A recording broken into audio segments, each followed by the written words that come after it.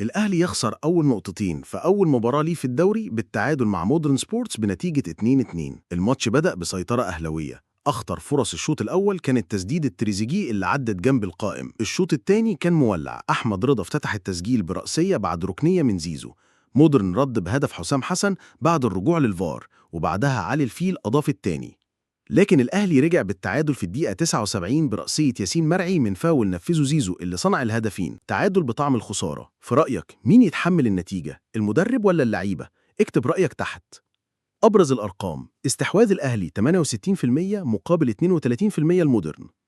الأهلي سدد 16 مرة، 4 على المرمى مقابل 6 تسديدات فقط لمودرن.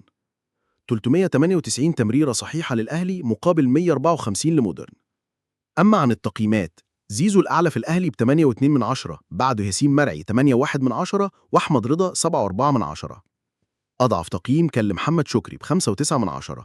التعادل بيخلي الأهلي يبدأ الدوري بنقطتين ضايعين. في رأيك مين يتحمل النتيجة، المدرب ولا اللاعبين؟ شاركنا رأيك في الكومنتات، وما تنساش اللايك والاشتراك. وأسيبكم دلوقتي مع أغنية الماتش. الأهلي نازل في أول ماتش، فاكر النقط هتيجي ببلاش، لكن مودرن قال له استنى، دي النقط دي مش ببلاش.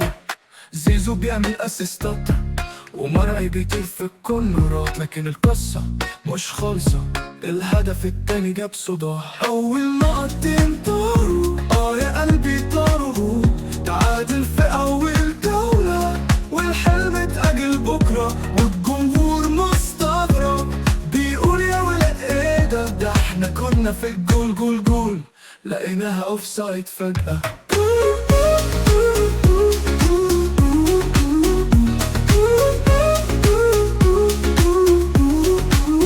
تريزيجيه شاط الحارس قال لا، شريف طاير بس الكرة برا، حسام حسن جابها جوه والفار قال لا يا كوتش. جت في العارضة من رمضان والجمهور ماسك في الأعصاب، يا ترى ايه اللي هيحصل في الماتش اللي جاي يا احباب؟